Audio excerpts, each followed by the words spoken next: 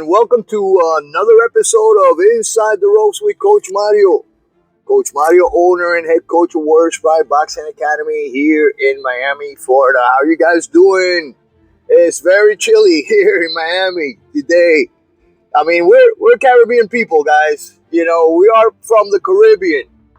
We are from hot places. We're not used to 53 degrees, guys. You know, and let me tell you something. It's not like we can't handle it, because I served in the Marine Corps and we had cold weather training and all that other crap. And below zero type of temperatures. And so doesn't mean that I like it at all. That's the reason why I live in Miami, Florida. Because I don't like the cold weather, guys. I hate it. But anyway, it's not that bad. I can hack it. It's only 53 degrees. I wear my Dolphins sweatshirt today. En route, I'm driving. I'm en route to see a doctor for some things I got to take care of. Anyway, guys, listen. All right, I'm going to talk a little bit about a subject that's really hot right now on the internet, social media, YouTube creators talking about what has transpired with Teofimo, the takeover Lopez, right? Teofimo has a fight coming up tomorrow. It's Wednesday. Has a fight coming up tomorrow against Jermaine Ortiz, right? Jermaine Ortiz is one hell of a boxer. He's called a technician, and he's called a technician for a reason. This guy's really good. He's got great footwork. He works at angles. He's fast. He's a good boxer. I don't think his knockout percentage is that high. I think maybe it's like about 50%, a little bit higher than that. I'm not looking at his stats right now, but he's a dangerous fighter. He's a dangerous test for Teofimo Lopez, all right? But I'm not going to talk about that fight, all right? I'm not going to talk about that fight. I'm going to talk about something that is really hot right now, a comment that Teofimo made while being interviewed, all right? And I guess the name of Subriel Matias came up, and he started ranting about Puerto Ricans, all right? He started talking shit about Puerto Ricans. He started saying that, the likes of Tito and all this other shit, that there's no longer good Puerto Rican fighters, that Puerto Ricans are really easy to beat. All right? Puerto Ricans are really easy to beat. Just like he said not too long ago that Subriel Matias was also easy to beat. That Subriel Matias, he could knock out Subriel Matias in 4 rounds. So it's been an avalanche of comments from different YouTube creators out there about these comments. And some people are really pissed off. Some people are really bothered by this, by these comments, especially my Puerto Rican brothers. You know, like I told you, I was not born in Puerto Rico, but I was raised in Puerto Rico. I lived in Puerto Rico since I was a little kid. All right, so I grew up there. I grew up in Puerto Rico. My best friends are Puerto Rican. My wife is Puerto Rican. My kids are Puerto Rican. My grandkids are Puerto Rican. I'm one of the last Cuban Ricans around. All right, I got 1% of Puerto Rican blood in me. That 1% is good enough. Let me tell you, I learned how to box in Puerto Rico. I learned how to fight in Puerto Rico. I learned, what that cria Boricua is. But I have some of that Mexican blood in me too. Cuban and Mexican. Warrior spirit. And that, along with a Puerto Rican upbringing, helped me to become the guy or the person I am today. Helped me to become a U.S. Marine. Helped me to become a fighter, a businessman, and everything else. So I'm going to tell you something. When you talk bad about Puerto Rico, bad about Puerto Ricans, when you insult this way, I also feel like it's personal. All right? And I've stood up for Puerto Rico many times, although I was not born there. I wore that flag on my sleeve when I was in the Marine Corps. representing Puerto Rico, because for me, although I was not born in Puerto Rico was born in me. I love my children. They're not children, men and women now. Got a major in the Army, a captain in the Army, a former active U.S. Marine. We're all, fucking warriors. My family's full of warriors. My daughters, you don't mess with my daughters. They'll take your head off. They don't fuck around. They're hardcore warriors. They got that blood. And in many occasions, when I've had people diss the Puerto Ricans, I've gone, and fucking duke it out with these guys. Back in the day, not anymore. I'm a coach, a boxing coach. I gotta keep my senses about myself, my emotions, controlled. But when you talk crap like that, it just shows me, first of all, although I am bothered by the comments, and I tell you something, man, Teofimo Lopez is one ignorant damn dude. He's trying to look like he's really intellectual, reading all these books, and in his interviews, the guy does not make sense of what he's saying. This guy's got issues, mental issues. I feel bad because I don't like to make fun of people that are coming, have emotional problems and are somehow breaking down. But this guy is breaking down emotionally, and you can see it. I mean, it's like little by little, like a little the Chinese torture, where that little drop keeps on hitting you in the head until you feel like it's an avalanche. All right, like rocks are falling on your head. That's the way this guy. It's evolving or devolving. Let's call it. When he made this comment, it seems that he is taking it personal that Subriel Matias calling him out. But Subriel Matias, when he called him out, he never said, you damn Honduran, the Hondurans have never had a champion, blah, blah, blah. He never talked about Honduras, the country in Central America. He never spoke about them. He spoke about him. Now, when you talk about Matias and then you talk about Puerto Ricans and you put them all in one sentence and you say Puerto Ricans are really easy to beat and talk shit about Puerto Ricans, that shows, first of all, you got a big inferiority complex. You think you are less than a Puerto Rican. All right? And we're all on the same human race, guys. We're all humans. All right? It's one race. It's the way it's supposed to be. But don't disrespect somebody just because you're clout chasing and you're trying to make the headline news and all this other shit. The fact is that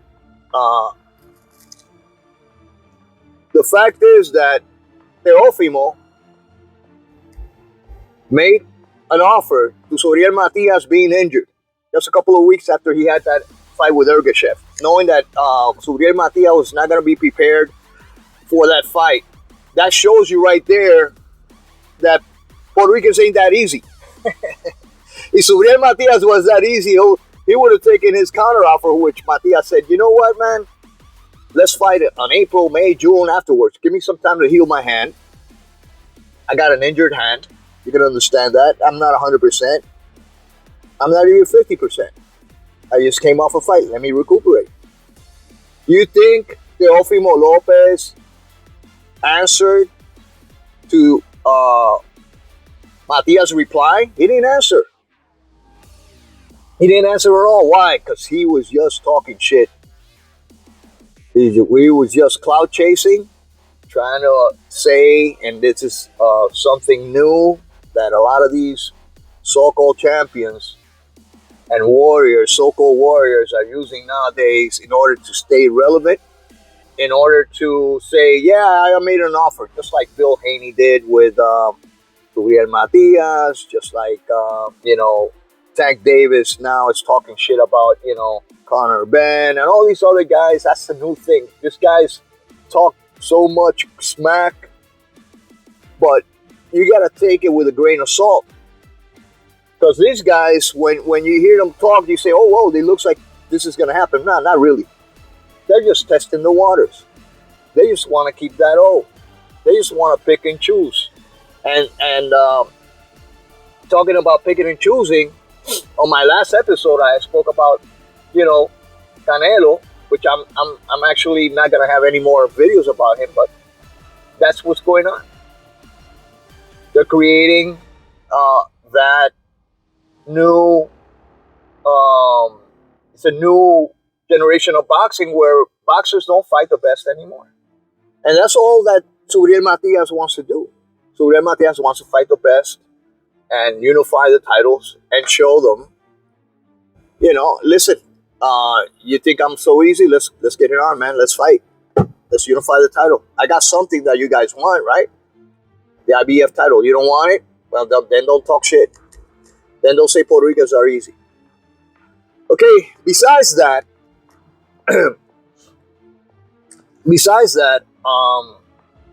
it seems that there is some kind of an offer from Matchroom Boxing, a 3-fight deal with Subriel Matias. And I want to know what you guys think about this deal. And I was listening to Cano Loco Sport, and shout out to Cano Loco. I really like his channel.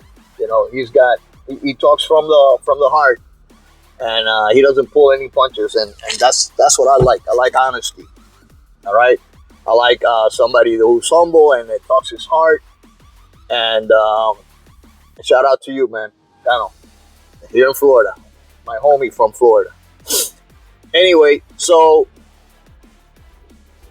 I heard this 3-fight deal. All right, 3-fight deal from Matchroom Boxing for Subriel Matias, and this is all speculation at this point. This is all speculation at this point because there's nothing concrete. You know what boxing is. One day they say something, then a couple of days, no, it didn't happen or it didn't pan out. And that's something that I want to talk to you guys about today. The possibility that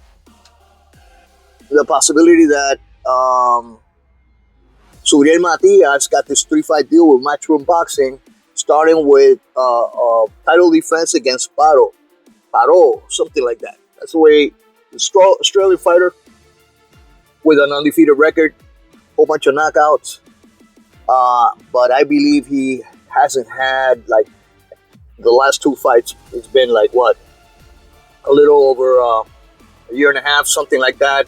They haven't lasted too long, so he doesn't have too much of activity inside the ring. But he's undefeated and he's a good fighter. He's from Australia. Australian fighters are really tough, and they're aggressive fighters. They like to throw a lot of punches, and this would be a great fight for Subriel Matias.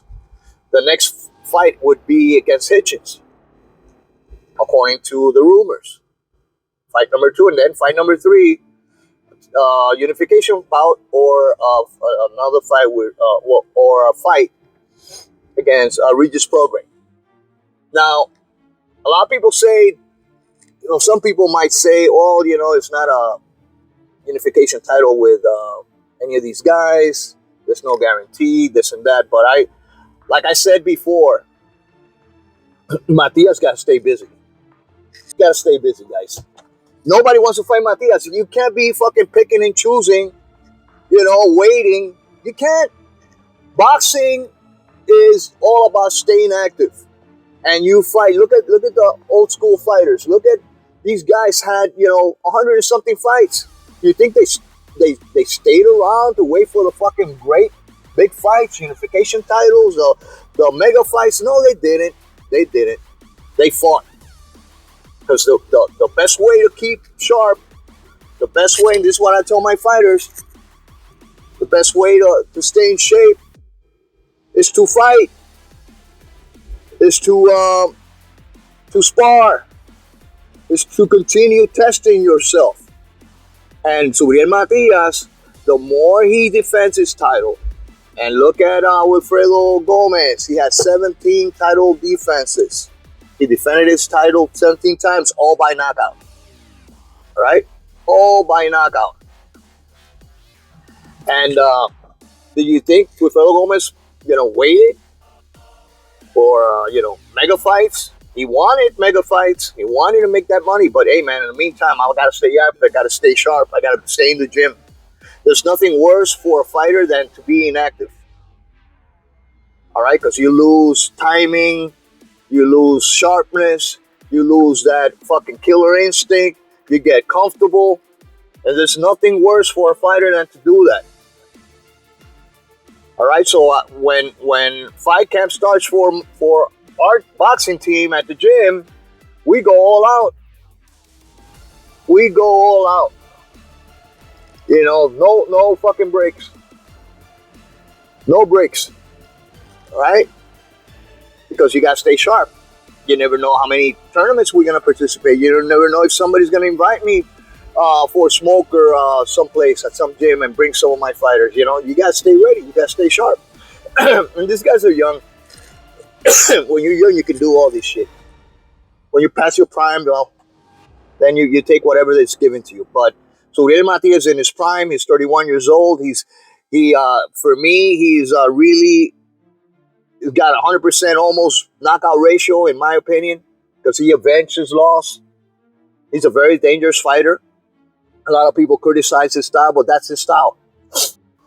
All right, guys. One more thing that I forgot to mention is that the Puerto Rican people are really humble. If you ever lived in Puerto Rico, if you ever raised in Puerto Rico, you know that Puerto Rican people are not only very hospitable, but they are humble. They help each other out. You move to a new neighborhood and your neighbor will bring you, the fruits of their trees, or bring you food, or it is the most humble people that I have ever met. Some of the most humble people that I have ever met. At the same time, they can be your best friends and they'll do anything for you. Believe me, they'll do anything for you. But at the same time, you don't want to have them as an enemy. You definitely do not want a Puerto Rican as an enemy, because they are the best friends, the best friend in the world to have, but the worst enemy to have also. Just like in the Marines. Marine is the best friend you can have, but the worst enemy you want to have. And Puerto Ricans, if you insult them, if you lack respect, if you treat them like shit, first of all, if you disrespect the Puerto Rican in Puerto Rico, you're putting your life in jeopardy. Really easily. They lose it. And let me tell you something. Subriel Matias has been disrespected. And when it not only him, but Puerto Rican people by Teofimo Lopez, and that's something that Teofimo Lopez, a big mistake he had just made. Tienen manera de comunicarse con alguien cercano a Teófimo, sáquenle en eso a ver qué le va a decir, a ver si puedo obviar la situación, el caripelado ese. De hecho, le voy a enviar un mensaje. Dale. De hecho, te voy a noquear, cabrón. Este puertorriqueño te va a noquear y el mundo se va a reír de ti. Vas a terminar en un psicólogo. Vas a ver, te voy a noquear. Happened with Ergashev talking all that shit. Fucking guy quit inside of 5 rounds. Talking shit like there's no tomorrow. And Matias punished the hell out of him. But I just wanted to say that Teofimo just made a huge mistake. Huge mistake. Insulting the Puerto Rican people. And that's another thing I tell my fighters when they tell me, oh, I want to be like this guy. I want to be like this. So, no. You develop your own style. You're going to find out what your style is the more you fight. But anyway, guys, I want to know what you guys think about the comments from Teofimo Lopez about Puerto Ricans. Does he have an inferiority complex? Is he breaking down emotionally, or is he just a shit talker? Just to grab attention. And that's what it seems to me like. And yesterday, watching him in the press conference that he had previous to his fight tomorrow, he seemed disrespectful towards the other fighters. Like he's above everybody else, reading his fucking stupid book. I bet you this guy can't even fucking read. Reading a little stupid book about Bruce Lee. Oh, he's my mentor. He doesn't even know what mentor means. He doesn't even know what that word means. This guy is an illiterate individual. And let me tell you something. He's a great fighter when he's mentally there. But I'm gonna tell you something. If he's not ready mentally and prepared correctly, he can lose tomorrow. He can lose tomorrow. He's gonna get dropped and he's gonna lose. If he doesn't prepare himself mentally, physically, he's gotta be there. And when he's on point, he's on point. He's actually a very impressive fighter. But he's got a lot of emotional problems. I hope I don't wish him any ill will. But the fact of the matter is, he doesn't seem right in the head, guys. The comments he makes are totally rehearsed, trying to sound intelligent and intellectual. What kind of shit is that, bro? You're a fighter, man. Come on. Anyway, guys, this is all I have for now. Please remember, share, like, subscribe. Let me know what you guys think about this whole situation. Do you think that Subriel Matias should take this deal?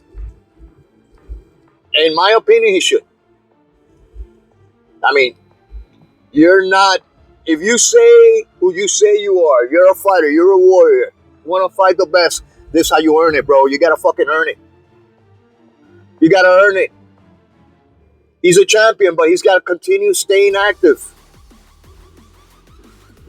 You can't take no breaks like some of these other guys that haven't been in the ring for 2 years, 3 years. You got to fight as much as you can. Fight whoever. Don't worry about it. Just keep on putting them in front of you. You keep on knocking them down. And then, after a while, these assholes that talk shit about you are going to look foolish because, people are going to say, oh, Matias knocking them down. Every single one of them. Now, who's the bullshitter? Who's the duck? Who's the one that's ducking? Who's the one that's talking crap and not facing his opponent? Just like I said about Canelo. It's not that I hate Canelo. It's that I dislike people like that are always taking advantage and using their powers in order to always have an advantage over their adversaries. That's not how you get legacy, guys. And for all you new fans of boxing who think that boxing is what it is today, no, guys, please look at the fights from the 70s and 80s and 90s where everybody fought everybody, the best, and people had losses and they came back and they won. Boxing is not what it is today. The likes of Ryan Garcia, Tank Davis, Devin Haney, all these guys, man. All they do is talk shit. They don't want to face the best. But anyway, guys, this is Coach Mario, owner and head coach from Warriors Pride Boxing Academy. Until next episode, this is all for now. So, hasta la vista. God bless you all, my brothers and sisters. Have an excellent day. And peace out.